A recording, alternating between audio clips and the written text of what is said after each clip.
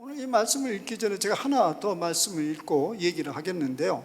너희는 이 세대를 본받지 말고 오직 마음을 새롭게 함으로 변화를 받아 하나님이 선하시고 기뻐하시고 온전한 뜻이 무엇인지 분별하도록 합니다. 이건 로마서 12장 2절 말씀인데, 너희는 이 세대를 본받지 말고 오직 마음을 새롭게 하라. 이제 이 말씀이 저에게 이제 오늘 말씀을 전하게 하는 동기부여적인 말씀인데요. 사실 이제 아까 소개된 대로 저는 일생 선생으로 살아왔어요. 그리고 정년 은퇴를 했어요. 정년 은퇴는, 대학의 정년 은퇴는 65세예요. 그리고 은퇴를 할 그 즈음에 지금 현재 제가 목회하고 있는 교회 담임 목사로 부름을 받았습니다. 그러니까 몇 년짜리 담임 목사죠?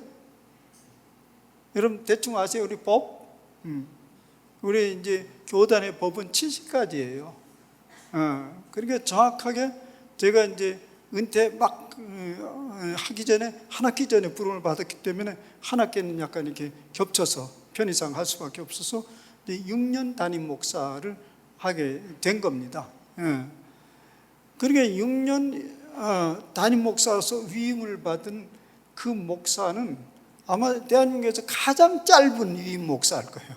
6년 하고 말 걸 갖다가, 근데 6년 하고 말 거예요. 그게 나에게는 굉장히 심각한 그 질문을 다가왔어요. 6년 동안 뭘 하지 내가? 내가 20년, 한 30년 남았다면 이 성경 앞뒤 다 훑으면서 함께 더불어서 진리의 말씀을 각양각색 전할 수 있는데 6년이야. 그러니까 이 소리 저 소리 하다 끝나면 안 되잖아요. 그래서 제가 기도했습니다, 간절히. 이 짧은 이 시점에 하나님께서 맡겨준 이 양들, 이 교회를 향해서 무엇을 전해야 됩니까? 그래서 두 가지 기도가 있었죠. 하나님, 내가 꼭 알아야 되는데 알지 못한 것을 깨우쳐 주시옵소서. 꼭 알아야 되는데 알지 못한 걸 깨우쳐 주시옵소서. 두 번째는 꼭 전해야 되는데 분명하게 전하지 않은 것이 이제까지 있었더라면 그걸 알려주시옵소서. 그걸 전하면 되겠습니다. 사실 뭐 학교 교수로 선생으로 있었지만은 뭐 계속 가르치는 거니까 전파하는 거죠. 뭐 신학교에서 뭘 가르치겠어요? 다 성경에 근거한 진리의 말씀을 전하니까 뭐 많은 말씀을 전했죠. 그리고 또 뭐 교회에서, 많은 교회들에서 설교도 하고 강연회도 하고. 그런데 아직까지 꼭 전해야 되는데 전하지 않는 것이 분명히 있을 것이다.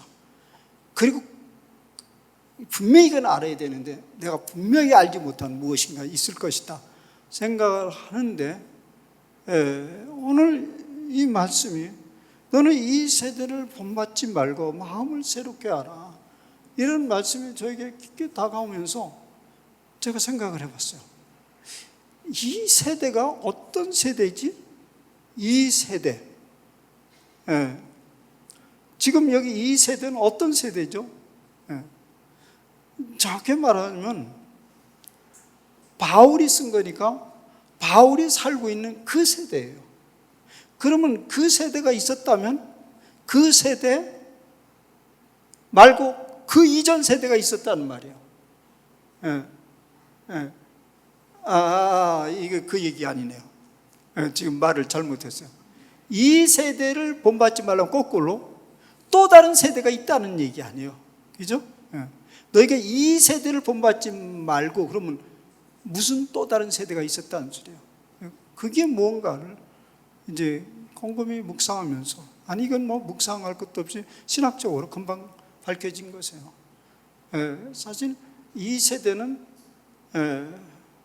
율법의 세대예요. 율법의 세대. 그리고 이 세대가 아닌 또 다른 세대는 뭐냐면 복음의 세대예요. 복음의 세대인데, 그건 바로 뭐냐면 예수님의 세대예요. 그러니까 지금 이것은 이제 로마서는 로마에 있는 교인들에게 얘기하는 건데, 그 교인들의 얘기하기를 당신들은 이 세대를 본받지 말고 이 세대는 사실은 여기 2세대라고 했지만은 이전 세대를 말하는 거예요. 복음에 비하면 이전 세대를 본받지 말고 지금 있는 여러분의 세대 속에 살으라는 얘기예요. 복음의 세대 속에 살으라는 건데, 그렇지 않고 이게 뒤섞여져 있다는 것을 의미합니다. 이것은 이제 역사적으로 보면 이런 것이에요. 여러분들은 AD 시대에 살고 있습니다. AD. AD는 아노 도미니. 그런데 당신들은 BC의 사고방식을 가지고 있다. Before Christ. 우리 그렇게 얘기하죠? BC하고 AD. 아노 도미니. 그것은 주님의 해라는 뜻이에요. 라틴어로. Before Christ는 알고요. 예수님이 전. 그러니까 예수님이 오시면서 새로운 시대가 열렸어요. 근데 새로운 시대가 열렸는데 사람들의 사고는 이전 세대를 살아가고 있는 것에 대해서 바울이 답답해서 분명히 하거라. 당신들이 왜 이걸, 어떤 사람은 지금 복음의 시대, 예수님의 시대로 넘어왔는데 여전히 율법의 세대 속에 살아가는 사람도 있고, 어떤 사람은 이걸 뒤섞여서 살아가는 사람도 있어요. 그러면 무엇이 문제냐? 사실은 신앙생활은 죽으면 천국 가기 위해서 하는 것입니까? 죽으면 천국 가기 위해서 신앙생활을 하는 것입니까? 오늘 이 부분을 이제 분명히 하려고 그래요. 그렇지 않아요. 천국 가고 안 가고는 여러분의 권한에 있지를 않아요. 하나님이 하시는 일이요. 그건 염려 붙들어 매세요. 하나님이 알아서 할 테니까 그냥 오늘이나 지주제 파괴나 잘하면서 살으라는 거예요. 그게 이제 복음의 내용이에요. 여기 지금 약간 전통적 방식과 좀 다른 생각일지 모르지만 초기부터 내가 이제 좀 더 자극적인 얘기를 하는데요. 여러분, 우리가 믿습니다 하면 하늘나라에 가고, 아이고 오늘 안 믿어지네 그러면 좀 떨어지고, 그런 하늘나라일까요? 아니요. 하나님이 하시는 일이에요. 저는 이렇게 생각해요. 우리 각자 하나님께서 아주 섭섭하지 않게 잘 하실 겁니다.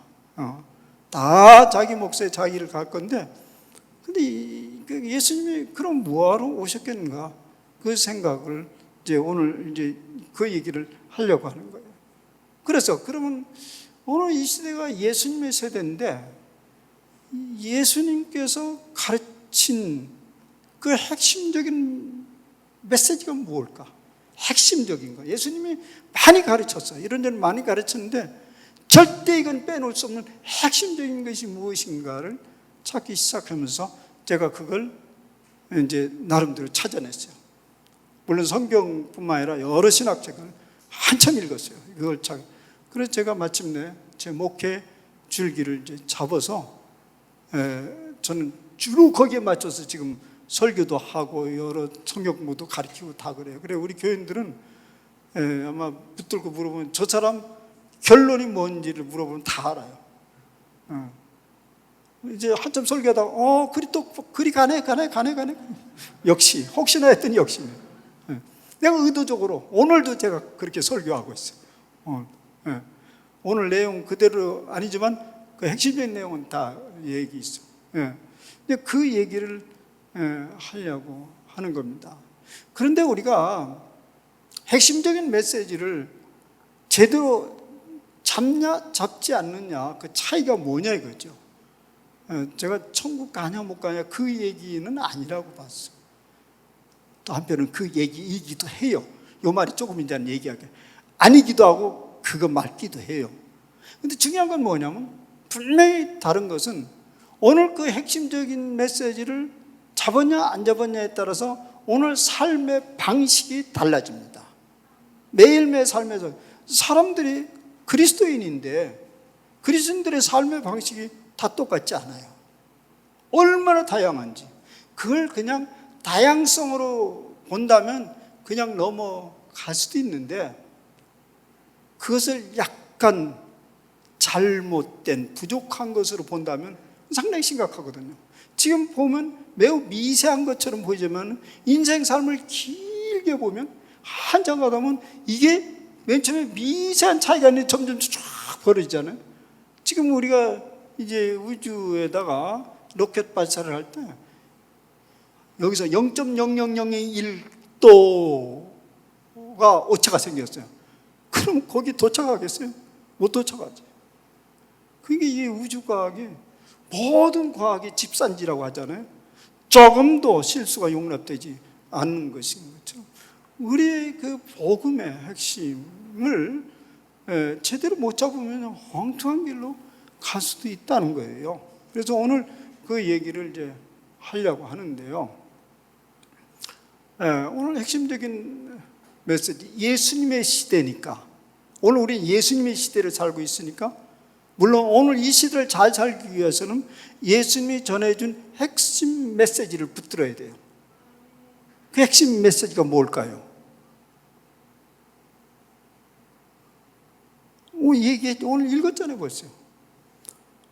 회개하라, 천국이 가까웠느니라. 더 줄이면 천국이 가까웠느니라. 때가 찼고 하나님 나라가 가까이 왔으니 회개하고 복음을 믿으라. 여기에 복음을 믿으라. 복음은 뭐죠? 앞에 이 얘기 다 설명했어요. 때가 찼고 하나님 나라가 가까이 왔으니 회개하고 복음을 믿으라. 하나님 나라예요. 하나님 나라. 근데 오늘 이제 우리가 믿고 있는 복음에 이해하면, 오늘 말씀은 어떤 의미에서 신학 일부 강의이기도 해요. 우리 일반적으로 복음 이해를 가지고 있을 때는 십자가의 죄 씻음에 의한 구원, 믿음에 의한 구원, 오직 믿음으로 의롭게 되고 우리는 구원받는다. 그것을 한자로 얘기하면 네자로 이신칭의, 이것이 복음의 핵심이라고 말하고 있어요. 근데 그걸 여러분들이 어떻게 알았죠? 어떻게 알았어요? 예수님의 입을 통해서 알았어요? 아니면 누구를 통해서 알았어요? 사실은 이 복음의 핵심은 개신교에게 해당되는 메시지로 많이 알려져 있어요. 종교개혁자들을 통해서 이게 알려졌어요. 이게 아주 강하게 종교개혁자에게 통해서 알려졌어요. 그래서 가끔요, 이 천주교 학자들이나 천주교 신자들을 만나도 개신교 무슨 말을 하면 이렇게 말해요. 제가 직접 귀로 여러 차례 들었어요. 제가 뭐 여러 가지 학문적 교류나 이런 걸 위해서 천주교 사람들하고 많이 교류를 했기 때문에 이 사람 말이 뭐냐면, 그거 개신교스럽네? 이렇게 얘기를 해요. 개신교스럽다. 학자들도 그런 얘기를 해요. 그게 뭔가 했더니, 개신교 사람들은 복음을 저렇게 이해하고 있구나. 그걸 얘기하는데, 그것은 뭐냐면 믿음으로 의롭게 된다. 그걸 죽으라고 붙들고 있는 거예요. 십자가로 인해서 죄 씻음 받았으니 그걸 믿으면 구원에 이른다. 이걸 죽으라고 붙들고 있는다는 거예요. 제가 지금 이렇게 전개해 가면서 여러분들의 마음에 약간의 두려움이 있을 거예요. 저 사람 이상한 소리 지금, 조짐이 좀 이상하네, 이렇게 생각할 수 있어요. 일단 여러분들의 마음속에 흔들림이 있어야 돼요. 그러면 이제 여러분들 다 그렇게 믿었겠죠? 안 믿었어요? 그렇게 믿었죠? 솔직히 안 믿으려고 그래요? 만약 이것이 복음의 핵심이라고 한다면, 여러분들 믿었죠, 그걸요? 그죠? 그럼 믿었으면 됐죠, 뭐 이제. 그 다음에 우리는 어떻게 살아야 되죠? 그 다음에 어떻게 살면 돼요? 계속 믿으면 되지. 아니, 어떻게 사느냐고, 그 다음에. 내가 믿음으로 의롭게 돼 구원 받았는데, 그 다음에 어떻게 살지요? 그 물을 던지면 여러분들은 뭐라고 대답해야 되겠습니까? 그러면 이렇게 얘기하겠죠. 그리고 나서 그리스도인답게 살아야 되지. 이렇게 얘기하겠죠. 맞죠? 그럼 그리스도인 담다는 게 뭐죠? 그것은 또 다른 윤리적인 요구를 하는 거예요. 윤리적인 요구를 하는 거라고. 따지고 보면요, 율법적 삶을 살아달라는 얘기예요. 그래서 제가 몇 년 전에 제가 학교에 있을 때, 그래 좀 한국교회 신앙의 의식구조나 그 구조나 이런 것도 어떻게 돌아가는가 한번 연구를 해봤어요. 그래서 이제 큰 전제는 뭐냐면, 오늘 교회에 복음이 있는가? 이 질문을 받는데요. 제가 여러 책들과 석학들의 책들을 보면서 이런 것을 발견했어요. 율법주의 중에 두 가지 율법주의가 있어요. 거친 율법주의가 있고 친절한 율법주의가 있어요. 결론은 뭐냐면 한국교회 복음보다는 친절한 율법주의가 교회를 지배하고 있다. 이게 이제 결론이에요. 제가 이제 공식적인 그건 제 논문이에요. 근데 거친 율법주의는 뭐냐면, 당시의 바리새인과 서기관들, 그 당시에 그게 거친 율법주의요. 거친 율법주의라는 뭐냐면, 그거 안 하면 망하고, 그거 하면 흥하고, 그거 안 하면 복받고, 그거 안 하면 저주받고, 이게 거친 율법주의예요. 오늘 한국에서는 그런 소리는 않죠. 가끔 그 살짝 간 목회자들이 그런 소리 해요. 하기는 그렇게 하면 망한다. 내 수첩에 적어놨다. 그러니 아주 이상한 사람도 있는데, 왜냐하면 성경이 그렇게 돼 있지 않냐라면서. 그 거친 율법주의인데 오늘 교회에서는 그런 일이는 없고, 그 대신 한국교회에 뭐가 있냐면 친절한 율법주의예요. 친절한 율법주의. 그게 뭐냐면, 주일 성수하면 복 받습니다. 안 하면 어떻게 하죠? 그 말은 나는 안 하겠습니다. 그냥 주일 성수 잘하면 복 받습니다. 11조 잘하면 차고 넘치도록 받습니다. 그 다음 얘기는 안 해요. 근데 성경에 나와. 11조 안 하면 도둑놈이라고 나와. 도적놈, 말라기에. 그런 얘기는 않고 복 받습니다. 예수 잘 믿으면 집안이 잘 됩니다. 친절한 율법주의. 그 얘기가 신앙생활 안에 동기부여는 해주지만은 그게 정말 성경이 가르친 복음이냐 이거죠. 맞아요. 그 복음인데 지금 그렇게 녹여내는 것은 대단히 위험한 것이에요. 근데 우리 속에는요, 분명히 율법주의에 대한 향수가 있어요. 분명히 향수가 있어요. 왜냐하면 우리 자신이 보면 자기 삶이 그렇게 떳떳하지 않잖아요. 뭔가 늘 죄송스럽고 힘들잖아요. 오늘 이렇게 교인들은 큐티를 많이 하죠.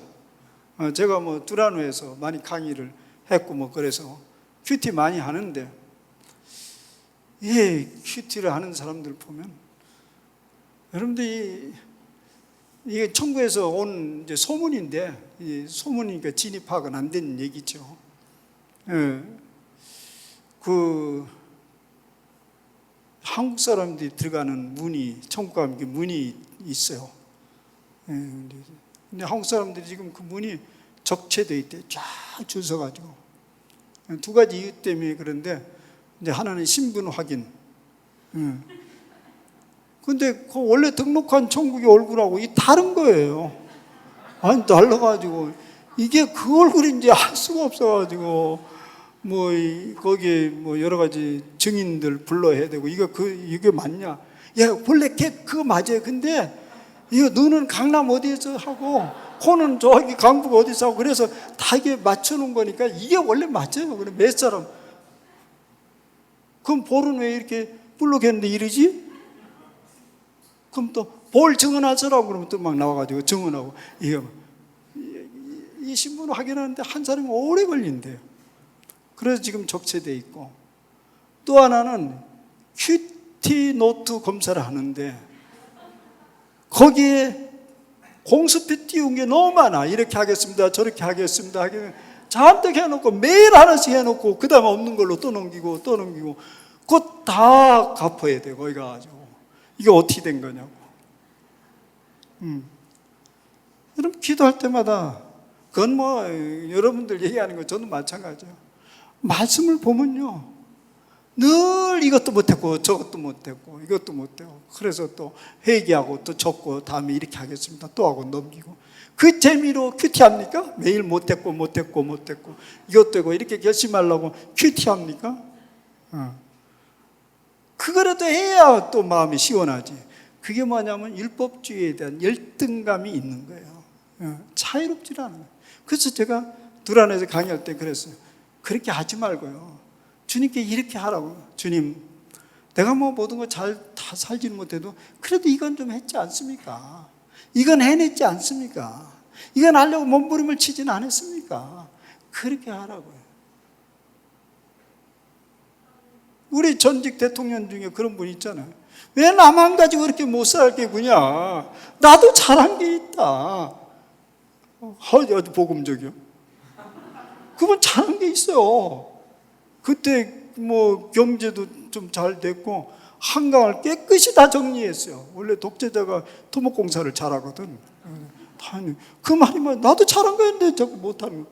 여러분 하나님 앞에서 그렇게 하세요. 나도 잘한 거 있는데 왜 내가 맨날 주눅 들어야 되느냐. 근데 그건 복음에 대한 그런 핵심적인 이해가 지금 잘 안 돼서 그렇다고. 그래서 이제 오늘 얘기는 복음이 성경이 여러 가지 복음에 대한 신학적으로 보면요, 복음서에서 말하는 복음의 이해와 바울 서신에서 말하는 복음 이해가 조금 다르긴 해요. 또 바울 서신에도 또 여러 분류의 서신 속에 좀 다르게 나와요. 어쨌든 그건 신학적인 논란이지만, 그러나 그것을 이게 관통하는 하나의 메시지는 있지 않겠는가 이거죠. 그럼 그 메시지를 어디서 찾아야 되죠? 복음서에서 찾아야죠. 예수님으로부터 찾아야죠. 그래서 제가 집중적으로 이제 복음서의 예수님의 핵심 메시지는 뭔가? 마태, 마가, 누가. 예수님 메시지는 하나님 나라였어요. 하나님 나라였어요. 예수님이 왜 오셨냐 이거죠. 하나님 나라를 선포하시고 하나님 나라를 끌고 오셨어요. 예수님의 그 핵심 메시지는 그걸 붙들어야 되는데요. 그래서 저는 이렇게 생각해요. 아까 이신칭이 믿음으로 의롭게 됐다, 이것이 복음이 아닌 건 아닌데, 그냥 저는 이렇게 말하고 싶어요. 2% 부족하다. 그냥 우리 얘기한 대로 2%라는 걸 부족해요. 그 부족하다는 소리는 뭐냐면, 믿음으로 의롭게 된다, 믿으면 천국 간다, 그것이 이제 복음이라고 생각할 때 지붕은 아니다. 지붕은 아니야. 그 중요한 건 지붕이 뭘까? 전체를 하는 지붕이 뭘까? 그거 이제 제가 그걸 찾자고 하는 거죠. 지붕은 하나님 나라예요. 그리고 그 기둥이 바로 이신칭의 기둥. 그게 둘 다 따지고 보면 다 핵심적인 거죠. 이게 기둥 없이 지붕이 버틸 수가 없잖아요. 근데 기둥이 없지, 아니 지붕이 없는 기둥이 어디다 써먹냐고. 그러나 전체를 볼 때는 지붕은 하나님 나라예요. 복음서에서 가르치는 예수님의 말씀은 하나님 나라예요. 그것을 이제 오늘 진짜 그런지 뭐 제가 시간이 있으면 그냥 쫙 성경을 계속 훑어가면서 이제 제가 28주를 했으니까 한 주를 1시간씩 잡아서 28시간 할 수 있어요. 그런데 오늘 그냥 대충 가면 오늘 읽은 거예요. 예수님이 이때부터 비로소 예수께서 비로소 전파하여 이르시되 회개하라 천국이 가까워하느니라, 이렇게 말씀하고 계시잖아요. 근데 이전의 얘기는 뭐냐면 예수님의 이 땅에서 어떻게 오셨는지, 그런 아직 공생애로 이렇게 드러나기 이전에 그 얘기가 나와요. 특히 마태복음에 자세히, 다른 복음서보다 자세히 나오는데요. 그리고 이때부터 비로소라는 말은 뭐냐면 예수님의 공생애가 시작됐어. 세상을 위해서. 그때 첫 일성이 쫙 입을 여셨어요. 공적으로. 지금 대선 주자들이 딱 입을 여잖아. 출발이다 그래가지고 상식과 공정 뭐 예전에 누가 했죠? 예, 상식이 통하는 공정, 정의를 뭐 세우겠다고. 그 사람의 일성이거든요. 다음에 와서 보편복지 이렇게 나오면 안 돼. 그분은 그건 이미 다른 분이 가져갔잖아. 그게 첫 번째 그것을 끌고 이제 그것을 펼쳐 가야 돼요. 그죠? 대선 주자 하듯이 예수님이 그것이 일성을 펑 터뜨렸어요. 그게 뭐냐면 천국이 가까이 왔느니라.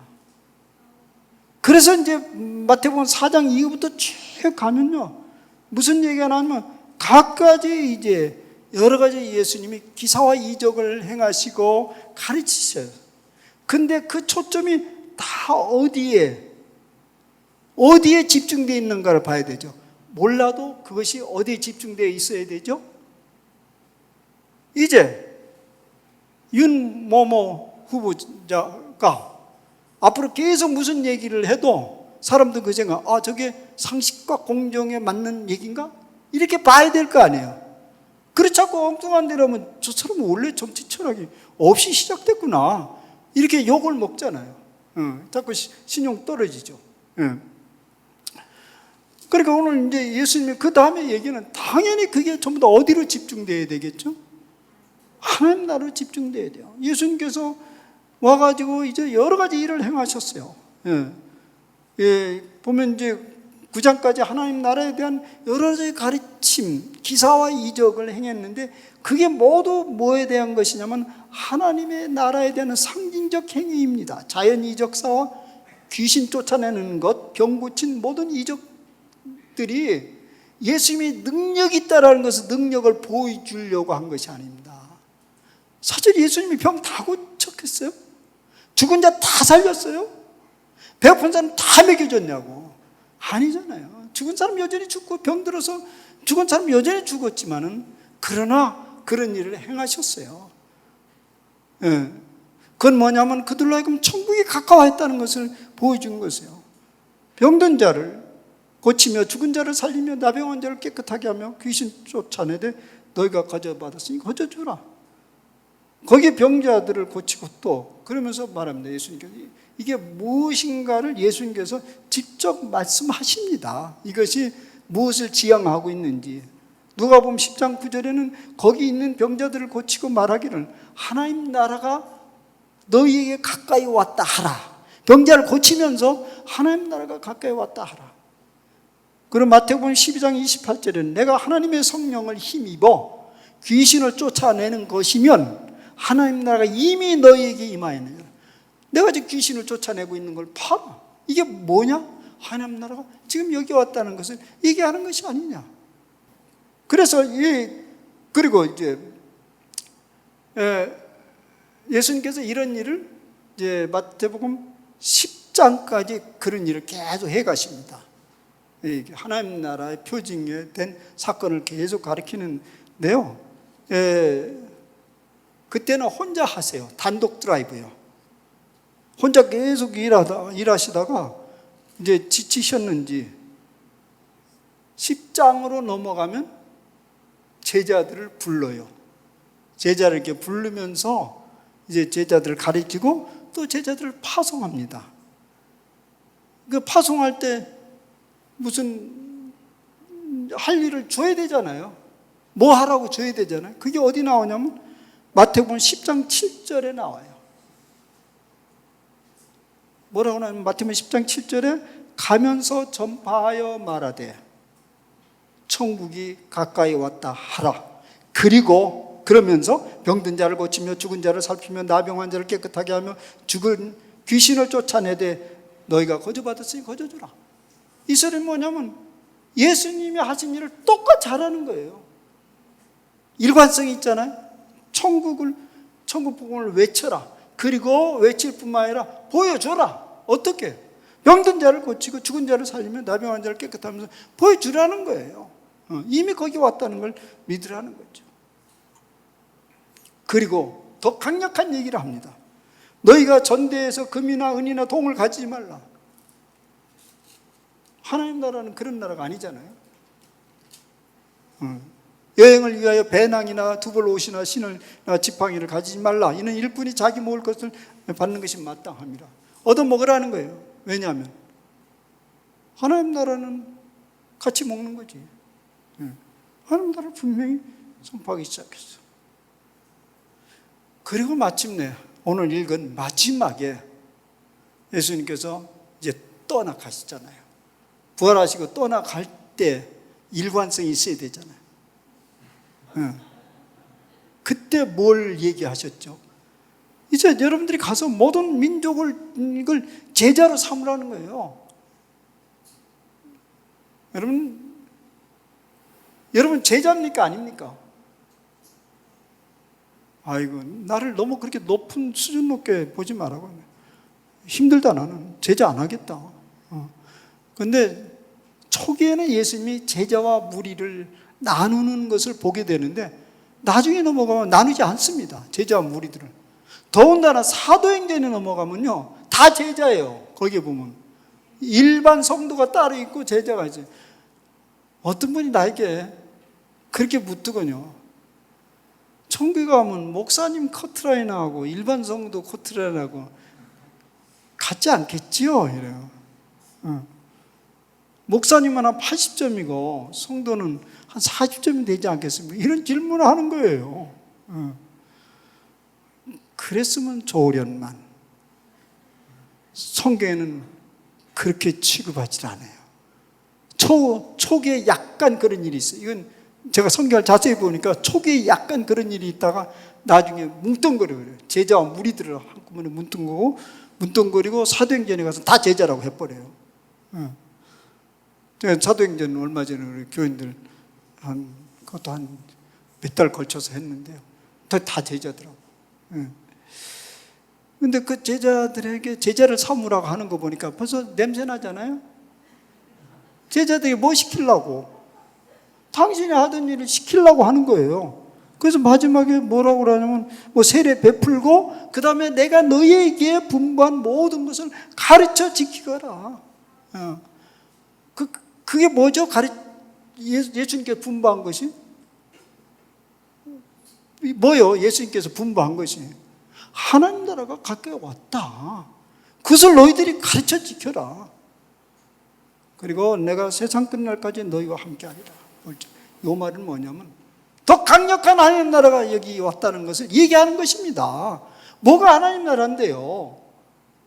예수님이 계신 곳이 하나님 나라고 예수님이 지배하는 그곳이 하나님 나라 아닙니까? 근데 하나님 나라를 어디서 찾아요? 지금 여기 왔다고 선포하라는 얘기입니다. 지금 여기. 뭐 우리가 다 알잖아요. 하나님 나라는 볼 수 있게 임하는 것이 아니요 여기 있다 저기 있다고도 하지 못하리니 하나님 나라는 너희 안에 있느니라. 이건 너무 개인주의적으로 생각하면 안 됩니다. 너희 안에 있다라는 것은 뭐 이건 뭐 헬라어도 그렇고 영어도 그렇고 among us 이런 얘기는 among 혹은 뭐 within us라고 말하는데 이건 둘 다 얘기하는 건데 우리 개인의 마음속에 임했다라는 말도 되고요. 우리 무리 중에 하나님 나라가 펼쳐졌다는 것, 그것은 동일한 일이죠. 우리 무리 중에 펼쳐 있으면 우리 안에 임한 것이고 우리 안에 있으면 이것이 모여서 무리 중에 있는 것이죠. 그건 동일한 것이에요. 그래서 여기에 예수님께서 이 땅에 오신 것은 죽은 무덤에 발로 팍팍 쳐가지고 일어나 가야지 이제 계속 자고 있어? 이러려고 예수님이 오셨냐고요. 그렇지 않아요. 예수님의 복음의 핵심은 오늘 살아있는 자들의 관심이었어요. 여러분 눈을 막 비비고 복음서를 읽어보세요. 이제 죽어서 걱정하는 사람에게 위로하는 말이 그렇게 많지 않아요. 살아있는 자가 잘하잖아요. 그러면 그 하나님 나라는 영으로 이어되는 거죠. 오늘 이 땅에서 하나님 나라가 보이지도 않고 맛보지도 않는데 무슨 하나님을 기대하겠어요. 그러니까 그런 사람들은 보험 들듯이 예수를 믿는 거지요. 보험 들듯이 예수 믿는 거 아세요? 하나님 나라가 있어도 좋고 없어도 좋고 일단 보험은 드러나야지. 여러분 자동차 보험 들을 때 사고 날 줄 믿습니다 하고 보험 듭니까? 그냥 들어놓는 거죠. 근데 들어놓으면 사고 10년간 사고 안 나면 본전 생각납니까? 기분 나빠요? 그럼 한번 들어봐보세요. 그런데 사실은 잊어버렸다가 큰 사고 났어요. 그럼 쓰지 않는 거죠. 예수를 그런 식으로 믿는 사람이 있어요. 아이고, 나중에 죽어서 보면 천국이 없어도 할 수 없는 거고, 있으면 쓰지 않는 거지 뭐. 투자한 건 뭐 그렇게 크지 않지. 주일날 한 번 와서 예배 드리고 헌금 조금씩 내고, 그래 좋은 소리 들었잖아요. 거기 좋은 친구 만나고 뭐 그냥 삶도 보람이 있고, 이 정도면 여기서 투자 다 뺐지. 그런데 거기다 두고 또 천국이 있으면 신나는 거지. 그런 식으로 예수를 믿으면 이 땅에서 믿는 자의 그 특권은 하나도 누리지 못한 거예요. 그 하나님 나라를 하나도 누리지 못해요. 그래서 제가 아까 초기에 얘기한 거예요. 예수 믿고 천국 간다, 이 신칭이 그렇게 하면 믿으면 그렇게 될 확률이 아주 많아요. 그래서 맨날 교회 와서 구원의 확신이 있어요? 구원의 확신이 있어요? 맨날 이 소리만 듣는 거예요. 난 그런 소리 그렇게 묻는 사람이 있으면, 그래요, 없으면 어떡하려고? 확신 심어주려고? 누구는 안 믿고 싶어? 안 믿어지는데 어떻게 해? 저는 그런 분들에게 괜찮아요. 그렇게 괜찮아요. 천국의 열쇠는 그분의 권한에 있어요. 그러니까 그냥 믿으세요. 섭섭하지 않게 다 될 겁니다. 그냥 그 땅의 것, 그 나라는 그냥 그분에게 맡겨주고, 나는 이 땅에 관심을 가지면 되는데 이 땅에 이미 온 하나님 나라를 누리라는 얘기입니다. 그래서 복음의 핵심은 저는 하나님 나라가 가까이 왔다. 아니 2000년 전에 가까이 왔으니 지금 얼마나 더 많이 펼쳐졌겠어요. 그죠? 꽉 차면 이제는 끝나는 거죠. 꽉 차면. 그러면 여긴가 거긴가가 모르는 하나님 나라가 되는 거예요. 여러분, 하나님 나라의 개념을 저 어디 이렇게 올라가는 것처럼 보이죠? 그 하나님 나라는 영원한 세계이기 때문에, 시간과 공간을 초월하기 때문에 따지면 여긴가 거긴가 구분이 안 되는 게 하나님 나라예요. 그러니까 꽉 찬 하나님 나라, 이 땅에 꽉 차면서 하나님 나라는 펼쳐지는 거예요. 제가 극단적으로 이런 얘기를 자주 해요. 나는 하나님 나라가 어디 별건 줄 알았더니 눈 떠봤더니 광장동이야, 내가 사는 곳에. 이거 하나님 나라네. 그것도 몰라. 난 너무 억울하네. 그때 거기서 그렇게 살걸, 거기서 그 세상 망한 세상 그러고 살았네. 내 많은 세월이 헛되게 살았네. 이렇게 후회하면 어떡할까, 이런 생각이 들어요. 눈 떠봤더니 하나님 나라 어디요? 구리시야. 와이나 왜 그렇게 안 될 수가 있어? 예수님은 그렇게 하나님 나라를 시작해서, 그래서 성경은 뭐라면 여러 가지 비유 중에 하나님 나라는 마치 누룩과 같다고 그랬어요. 그래서 예수님께서 그 누룩을 심어주면 촉촉촉촉촉 하나님 나라가 확장되고, 또 그분이 거기서 그 나라를 계속 관리하고 다스리고, 지금 우리가 그런 세상이 있어요. 그래서 아까 로마서에는 이 세대를 본받지 말고, 이 세대는 뭐냐면 우리로 말하면 아까 율법을 얘기했지만 오늘 말하는 이 생과 저 세상을 나누어서 생각하는 그런 세대를 말하는 거예요. 이 세대를 본받죠. 이미 가까운 하나님 나라를 누리라. 그러면 그것을 우리가 실제로 받아들이면 우리의 삶이 얼마나 다르게 전개되겠습니까? 그 예를 예수님께서 이미 드려줬어요. 그 얘기를 몇 개 해보겠습니다. 하나님 나라를 그냥 이론적으로 말로만 한 것이 아니라 실제적으로 그런 하나님 나라가 여기서 시작되는 것을 다 경험할 수 있는 예를 몇 가지 들어드렸어요. 예를 들면, 첫째는 우리가 이 땅에 사는데 굉장히 중요한 것은, 하나님 나라를 가늠할 때 뭐에 대해서 많이 생각하냐면 물질에 관해서 많이 생각하잖아요. 여러분, 하나님 나라 생각하면 어떻게 되죠? 여러분, 이 살면서 하루도 물질에 대해서, 돈에 대해서 생각을 놓지 않죠. 맨날 눈 뜨면 젊은 사람들 주식 얼마 올랐나 똑똑똑똑. 비트코인 얼마 올랐나. 우리 거기서 던진 거예요. 어떤 사람은 왕창 올라오면 난 이제는 직장 때리치울 텐데 등등. 날마다 머릿속에 그런 소리가 많은 사람 많은 대로, 젊은 사람 젊은 대로. 그래, 이게 펼쳐지는 하나님 나라에서는 이것은 어떻게 해결하지? 이게 오늘 우리처럼 그렇게 생각하고 있는 한 그 하나님 나라는 절대 아니에요. 물질 때문에 전전긍긍하고 그 머리 아파하고, 또 거꾸로 물질 때문에 내가 굉장히 평화롭게 느껴지고 이제는 먹고 마시자. 부자가 뭐예요? 많이 수확을 얻어서 창고 짓고 배 텅텅 튀면서 좋다. 그것도 마찬가지야. 거기서는 어디에도 하나님 나라를 볼 수 없어.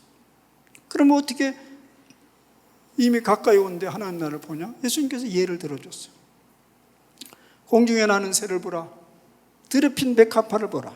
거두지도 않고 수고도 하지 않고 길쌈도 하지 않았는데 저렇게 생명력을 왕성하게 아름답게 펼치면서 살지 않느냐, 이렇게 얘기하지 않았습니까? 사실 그 얘기는 뭐냐면 이 공중에 나는 새와 백합화, 물질이 필요하죠. 그들이 물질 없이 못 살죠. 그런데 거기서 자유함을 얻은 그 모습을 상징적으로 얘기하는 거죠. 어떻게 그게 가능하죠? 아까 우리 이 목사님이 얘기한 대로 제가 하는 일이 주로 그런 거였어요. 학생들 데리고 가면 이제 기도를 하게 하는 거죠. 힘든 과정이었어요. 하루에 무려 8시간 정도 기도를 해야 돼요. 그래서 5차례니까 좀씩 중간중간 쉬지만 그게 막 젖짜내야 돼요. 말씀을 가지고 막 씨름하는 거예요. 어느 날 제가 이 말씀을 줬어요. 마태복음 6장 20분. 이제 그 공중에 나는 새를 보라, 들에 핀 백합화를 보라. 근데 그 학생이 이제 하루 종일 기도하고 저랑 한 번씩 면담을 하는데 와서 얼굴이 안색이 좋지 않아요. 화가 막 난 얼굴이요. 그래, 기도 어떻게 됐더니 정말 나는 화가 났다고. 이 말씀을 보자마자 막 화가 치밀어 나가지고 견딜 수가 없었다고 그래요. 내 속으로 기도가 좀 잘 작동하고 있구나, 이 생각을 하게 된 거죠. 그 왜 그러냐?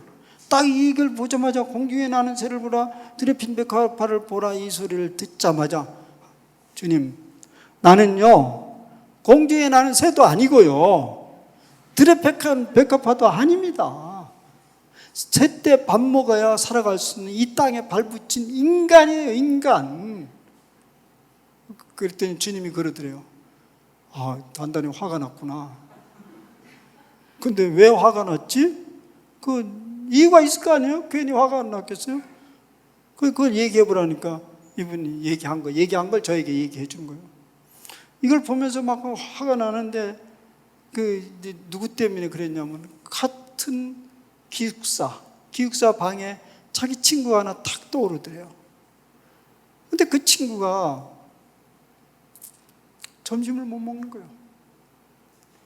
근데 맨 처음에는 점심 식사하러 가자 그러면 아침을 늦게 먹어서 오늘 속이 안 좋아서, 나중에 보니까 가서 물을 뻘꺽뻘꺽 마시고 점심을 넘기는 거예요. 화가 나는 거예요. 아니, 공중에 나는 새는 돌보고 들에 핀 백합화는 돌보시면서 저렇게 주님의 종이 된다고 오는 사람들은 새떼를 먹을 수 없으면 도대체 어떻게 신뢰하라는 말입니까? 기도 잘 되죠? 네. 그때 주님이 그러더래요. 알겠다. 그런데 네 포켓에 손을 넣어보거라. 뭐 있지? 포켓 손을 넣어보니까 한 움큼 움켜진 식권이 있는 거예요. 우리 기숙사에 한 달간 식권을 사가지고 이제 그걸 떼서 식사를 하거든요. 그것을 떼서 갖다 주거라. 그 순간 그는 얼마나 부끄러운지. 이렇게 해서 하나님 나라가 이루어지는구나. 그렇게 자기 마음을 먹었다고 얘기를 하는 거예요. 저는 그 소리를 듣고 얼마나 나도 같이 느껴지고 선생인데 그런 걸 잘 몰랐구나. 그래서 그때 우리는 사랑의 달인 놓기라는 그런 운동을 전개했고 벌써 20년, 제가 학교 와서 초기예요. 그리고 어쨌든 제가 이제 이런저런 모금을 해가지고 내 연구실에 식권을 상당한 수 사가지고 딱 쟁여놨어요. 그럼 무조건 와라, 누구든지. 근데요, 이게 굶는 본인은 안 와요. 못 와요. 그런 용기도 없는 거예요. 자꾸 우리 주변 친구들에게 좀 알려가지고. 그래서 절대 이 신학교에 안에 있는 동안은 굶어서는 안 된다. 그 이후에 이제 그런 사람은 다 없어졌어요. 알려준. 지금까지 계속 하고 있을 거예요. 사랑의 달에 놓기로. 여러 교회들 돌봐주고 뭐 이래서. 하나님 나라는 더불어서 이루어지는 거지 혼자 이루어지는 게 아니거든요. 제가 지금 뭐 공동생활을 하고 있어요. 우리 모세골 공동체 교회라기에 공동체 교회가 모세골이라는 곳에 함께 더불어 살아가요. 우리 목사님들, 부목사님들 또 함께 돌봐주는 여러 사람들 같이 밥을 같이 늘 먹고 같이 살아가요. 그런데요, 제가 발견한 건 제가 뭐 책임자니까 이 예산 돈 나가는 거 보면요, 놀랍게도 먹는데 돈이 별로 안 들어가요. 그렇게 많이 먹는데 우리가 뭐 적어도 한 20여 명씩 밥을 늘 먹는데 돈 얼마 들어가면 되겠어요? 먹는 거 별로 안 들어간다니까. 우리 그거 심지 다 뽑아다 먹지. 그리고 같이 먹으니까 버릴 게 없어요. 뭐 하나 버릴 게 없어. 그리고 뭐 저는 지금 하수인만 지금 그렇게 하는데요, 자동차 왜 하나씩 가지고 다니냔 말입니다. 갖다 놓고 혼자 갖다 놓고 같이 나눠 쓰면 돼요. 같이 쓰면. 그러면 경제 문제 걱정하겠죠. 돌아가야 경제지. 그게 돌아가야 경제가 아니고, 그게 왜 돌아가야 자꾸 경제가 좋다고 하냐면 팽창된 그것을 계속 팽창시키고 싶어서 그런 거예요. 근데 그렇게 되면요, 앞으로 인류의 미래는 없어요. 일본의 경제학자가 한 얘기한 대로 이 인류, 그 사람 믿는 사람도 아닌데요, 이런 책을 썼어요. 이 지구가 이게 지탱 유지하기 위해서는 수도원적 모델을 가져야 된다, 이렇게 얘기해요. 수도원적 모델이라는 말은 이런 서양의 이런 말 있죠. As poor as rats in the monastery. 이건 뭐냐면 아주 가난한 사람을 아까 관용구로 그렇게 얘기하는데 수도원의 쥐만큼 가난하다, 이런 이 말이 서양에서 아주 극심한 가난한 뜻. 수도원에는 쥐만큼, as poor as a rat in the monastery. 그 소리 뭐냐면 수도원에 버리는 게 없으니까 쥐가 먹을 게 없어. 그런 얘기예요. 사실은 이건 뭐 이렇게 공동생활 꼭 해야 하나님 나라 임한다, 그 얘기를 하려고 하는 거였으나 나눔이 활발하게 일어나면 이미 거기서 하나님 나라가 일어나는 거예요. 모든 사람이 다 부유하게 이렇게 그렇게 되기를 기대하면 안 되죠. 누가 그런 얘기를 했어요. 지금 중국이 굉장히 발전해가고 있잖아요. 그런데 중국 발전하는 것은 대단히 위험하다는 거예요. 그러니까 중국이 굉장히 불만스럽잖아요. 서방지들을 잘 살아놓고 자꾸 중국만 이게 짜는 거예요. 너희들은 발전하면 안 된다. 중국 사람들도 무슨 생각을 하겠어? 우리도 미국처럼 잘 살고 싶다. 근데 이 중국의 10억 인구가 미국만큼 GDP가 된다면 어떻게 될까요? 어떤 생태학자가 얘기하기를, 사실 별로 의미 없는 말인데, 어떤 생태학자는 지구가 4개가 더 필요하대요. 어떤 생태학자는 4개 가지고 안 되는데 7개가 있어야 된대. 4개나 7개나 같은 얘기죠. 가능한 얘기지 않나요? 이 소리를 중국 사람이 들으면 정말 복장 터질 일이지. 근데 실상은 그래. 그러니까 그것을 극복할 수 있는 길은 뭘까요? 나눠야 돼요. 근데 불가능하다고 생각하는 우리는 불가능하죠. 인간은 불가능. 그래서 주님이 거기 계신다고 하잖아요. 그러면 그 하나님 나라 운동을 우리가 펼쳐가면 지금 당장은 안 돼도 그런 나눔의 삶이라면 하나님 나라는 같이 나눠질 수 있다. 이미 그렇게 되어진 곳도 곳곳에 있고요. 제가 증언할 수 있는 여러 예들이 있습니다. 두 번째, 시간 끝내야 되니까. 두 번째, 하나님 나라의 가족관을 봅시다. 사실 이 하나님 나라의 가장 근접한 곳이 어디죠? 가족이잖아요. 근데 하나님 나라의 가족관은 무엇이었습니까?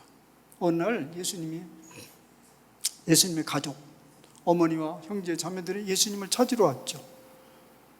왜 찾으러 왔냐면 예수님이 여기저기 돌아다니면서 뭐 썰레썰레 이상한 소리 하고 가는 곳마다 싸움박질을 하니 이 동네 가서 싸우고 저 동네에서 가고, 그리고 위아래 가리지 않고 싸우고, 바리새인과 서기관 싸우고 뭐 밑에 사람도 싸우고 다 싸우는 거예요. 그리고 일주일 가리지 않고 안식일까지 포함해서 싸우고, 그러니까 아주 머리 아픈 거예요. 이 소문이 예수님이 어머니에게 들어간 거예요. 형제자매, 예수 동네방네 돌아다니면서 싸움박질하고 돌아다니는데 좀 데려가라, 이렇게 소문이 왔겠죠. 좀 이렇게 되지 않았나. 그래서 이제 데리러 왔잖아요. 성경을 안 읽어본 사람은 그런 얘기가 성경에 있어? 이럴지도 몰라겠었는데 성경이 있어요. 그래서 이제 예수님 거기 오니까 제자들이 이제 알려준 거 아니에요. 당신의 어머니와 형제자매들이 왔다. 그랬더니 예수님 뭐라 그래요? 누가 내 어머니요, 내 형제, 내 자매냐? 하나님의 뜻대로 행하는 자가 내 형제요, 어머니건 자매다. 너희들이 다 그렇다. 예수님의 어머니와 형제자매들이 과연 소문대로구나. 그러나 못 만나고 간 거예요. 예수님의 가족관이 뭐죠? 혈연을 뛰어넘는 가족관을 형성하고 있어. 그렇게 되면 그건 하나님 나라예요. 나는 이게 지금 여기에 오늘의 교회 여러분들이 이 공동체가 가족이 되어가면 그게 하나님 나라에 접근해 가는 것입니다. 교회가 아니고요, 교인이 아니고 집사, 권사가 아니고요, 형제, 자매가 되면 하나님 나라가 되는 거예요. 그래서 우리 교회는 하여튼 흉내를 내보자고 그래서 우리 교회는 직분이 없어요. 권사, 장로, 장로 하나 있어. 장로는 할 수 없이 교회 이게 이제 체제를 갖춰야 되기 때문에 노예 하기 때문에 장로만 하라 붙였는데, 그래도 장로 형제 이렇게 얘기하고 그냥 이름 부르고 형제라고 그래. 우리 다 형제자매예요. 그래서 초등학교 3학년이 80노인대로 그렇게 형제 이렇게 불러. 형제님 이렇게. 재미있어. 꼬마가 와가지고 사회경 자매님.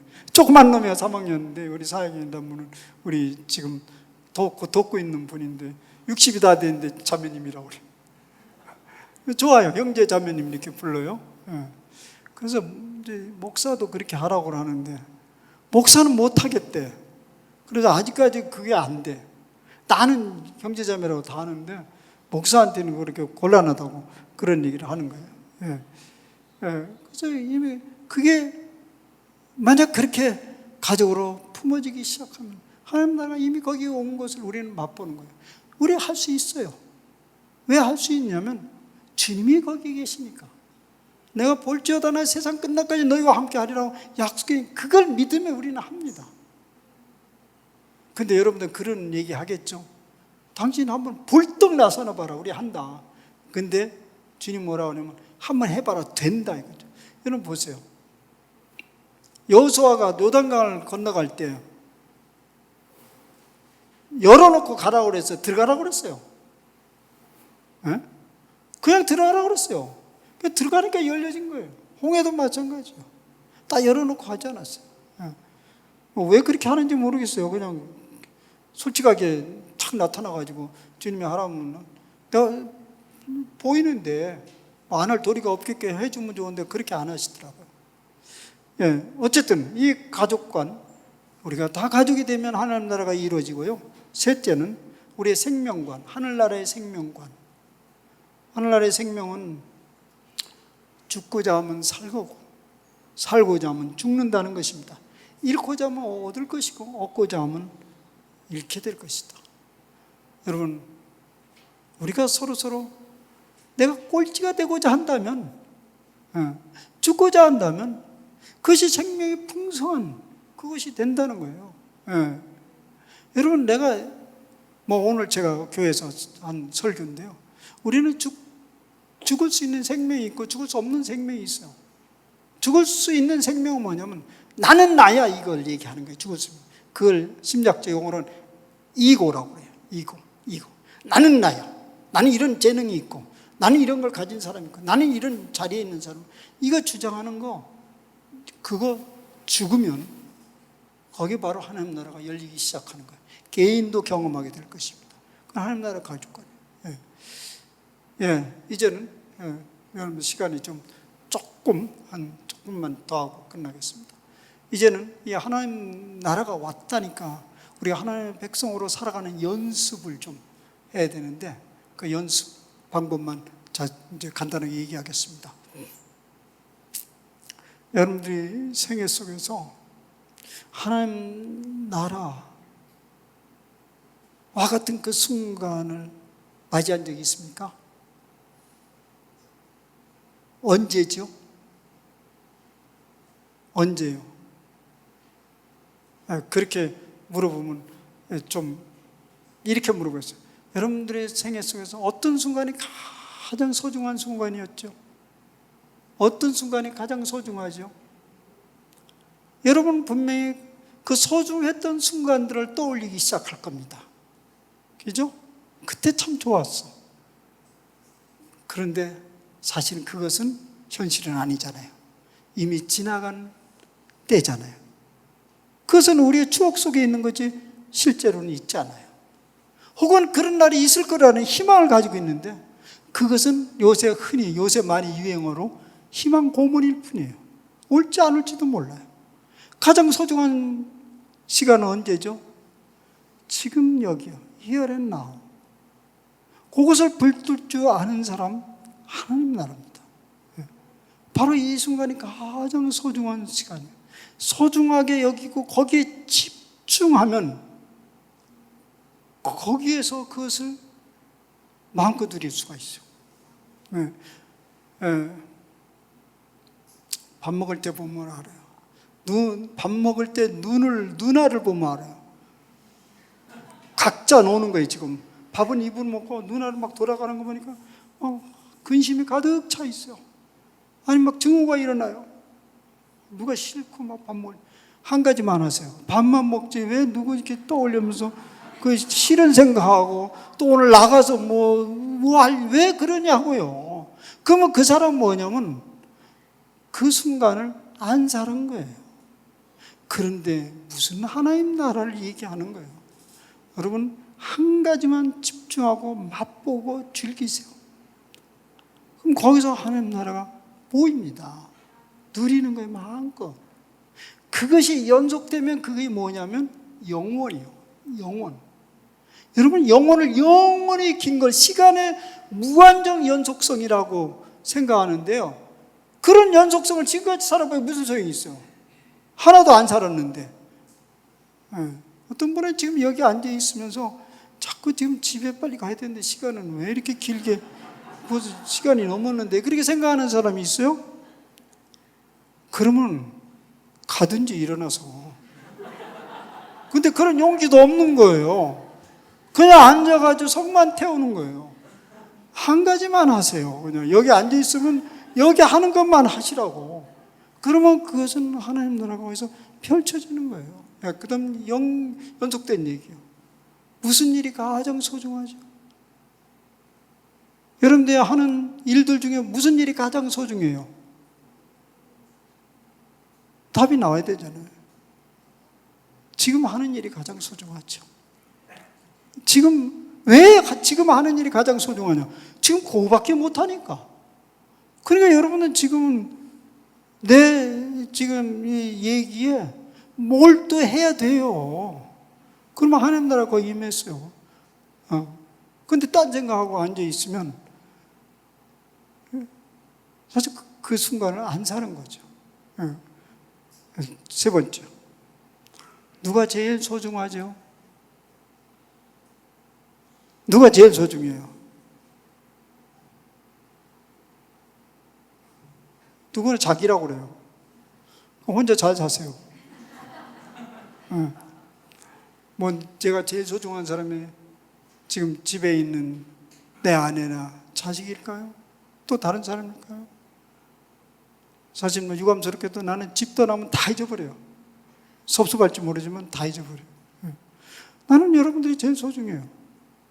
진실로. 왜 소중하냐면 나 혼자 이렇게 떠들고 있어봐요. 여러분 다 가버리고. 그건 기가 막힌 일이에요.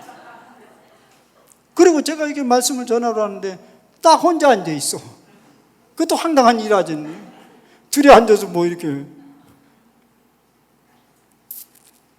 제가 언젠가 저 유학 시절에 새벽 기도를 수요 기도예요. 수요 기도를 수요 이제 모임 말씀을 전하러 가는데 눈이 엄청나게 와가지고 제가 자동차를 타고 눈길을 끌고 갔더니 한 명도 안 왔어요. 그래서 이게 미국인계배라고 그냥 혼자 앉아서 기도하다 왔는데 황당한 일이잖아요. 그죠? 준비 열심히 해가지고 왔는데 여러분들 종종 그런 새벽 기도 갔는데 내 아내밖에 안 앉아 있어요. 거기다 대고 설교하는 것도 굉장히 민망하고. 근데 여기 다양한 분이 앉아가지고 이렇게 얘기하잖아요. 황당한 일이죠. 굉장히 귀한 일이죠. 그걸 즐기는 거예요. 여러분 좀 보세요. 지금 인상이 안 갈 인상이죠. 안 내려올 인상이잖아요. 천국이니까. 솔직히 저는 이런 마음이 있어요. 이제는 교회로 와서 설교하는 사람이니까 진실로 그냥 이렇게 말씀을 전하다가 거기서 끝냈으면 좋겠다. 골골거리지 말고 말씀을 전하다가 끝냈으면 좋겠다. 삶이 싫어서 아니고요. 하나님 나라니까. 혹시 여러분들이 나 그렇게 가면 예언대로 갔다고 하세요? 생각하죠. 여러분, 하나님 나라 이미 여기 와서 누리세요. 순간순간 발견하고 찾으세요. 그런 관점으로 성경을 보세요. 예수님이 가지고 오셨는데 누리지 못한 우리 손해예요. 여러분들이 앞으로 계속 신앙생활 하면서 이제 하나님 나라에 가까웠다. 이게 복음의 핵심이라 한다면 목표가 분명히 생긴 거예요. 내가 하나님 나라의 백성으로서 살아야겠다. 이 하나님 나라의 백성으로 살겠다는 것은 윤리적 명령이 아니요. 누리는 거예요. 금방 하나님 나라의 물질관에서 하나님 나라의 가족관으로 생명감을 마음껏 누리시고 있는 그곳에서 주님이 계신다고 하니 그분과 친밀한 삶을 살아가면 하나님 나라 이미 여기부터 시작되었고, 그리고 장차 종말론적으로 완성될 하나님 나라는 그것의 연속상으로 자연스럽게 이어질 것입니다. 그래서 우리는 희망입니다. 기도합시다. 하나님 아버지 고맙습니다. 흙으로 와서 흙으로 돌아갈 수밖에 없는 인생, 땅의 것이 전부인 줄 알고 살아갈 수밖에 없는 인생, 그 인생을 하나나라 백성으로 우리 주님이 이 땅에 오심으로써 완전히 바꿔놓으셨습니다. 이 세상과 저 세상이 분리된 것이 아니고 이미 여기서 우리 예수님이 다스리는 세상으로 만드셨기 때문에 여기서 하나님 나라는 시작되었습니다. 주님 그 하나님 나라의 그 백성으로 저희들을 초대해 주셨습니다. 이제 이 특권을 우리가 굳게 붙들고 누리게 하옵소서. 그리고 이 세상 가운데 하나님 나라 운동을 왕성하게 펼쳐가는 주역들이 되게 하여 주시옵소서. 우리 주님이 이곳에 계신다고 하느니 그 계심을 우리의 삶을 통해서 증언하는 저희들이 되게 하여 주시옵소서. 예수님의 이름으로 감사하며 기도하옵나이다. 아멘.